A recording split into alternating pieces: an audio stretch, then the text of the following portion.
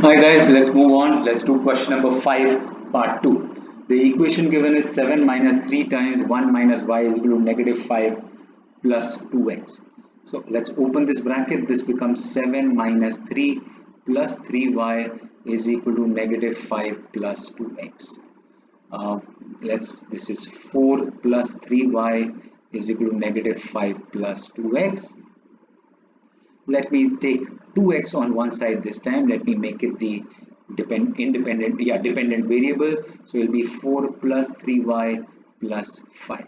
It's 2x is equal to 3y plus 9, which means x is equal to 3y plus 9 upon 2.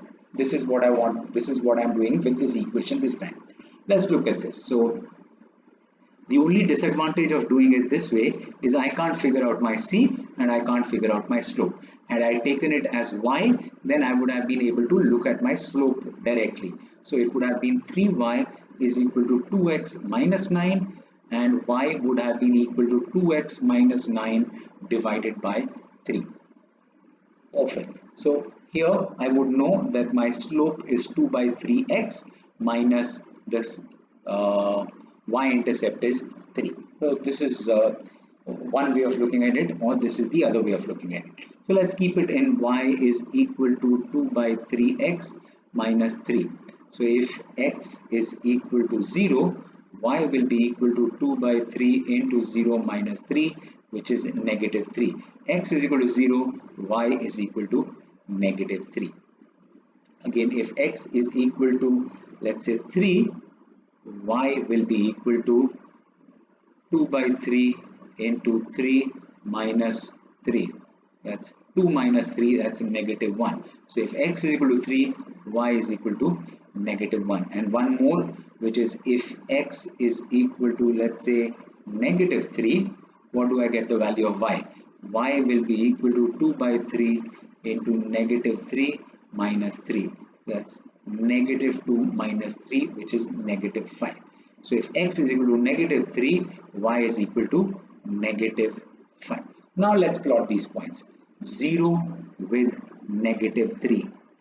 Yeah, I already knew my c, which is y-intercept, is negative 3. So this is where it would pass from. Next is negative 3 with negative 5. Again, I notice that the slope is positive, so I know which way it will slant. And then the last one is 3 with negative 1. 3 with negative 1. Perfect. Let me join these together. So I take a scale and I join these 3 points together and extend my line slightly more so that it passes on both sides. I put an arrow and I mark this as 7 minus 3 times 1 minus y is equal to negative 5 plus 2x. That's the line that I plotted. Since it is very long and complicated, I could have also written that as 3y is equal to 2x minus 9. Whichever way you want, this should be fine in the simplest way. Perfect. Let's look at what do they want in the question. They're saying you find the area of the triangle enclosed by the graph and the coordinate axis. So again, let me change the color. So this is my coordinate axis, which is x. This is my coordinate axis y, and this is my graph. Do they enclose a triangle? Yes, they enclose a triangle. So they want me to calculate area of triangle. Let's give them some name. This is O, this is A, this is B. So area of triangle OAB again will be equal to half into base into height. In this case, half into base. If I take this as the base OB into OA, in this case half into OB, which is still negative 3. Distance, notice, is a scalar quantity. If I use some physics, distance cannot be measured in negative, right? So this is basically 3 units. So this is 3 here. And where does it pass? In my diagram, it is passing at 4.5.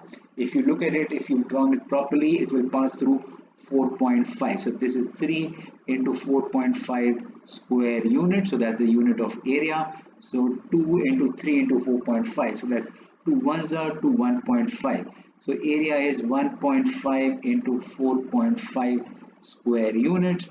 So 45 into 15, that's 450 with 225, that's 675. So it is 6.75 square units. Square units. Perfect. So the area of triangle OAB is 6.75 square units. Thank you so much. Take care. I'll see you in the next video. Bye bye.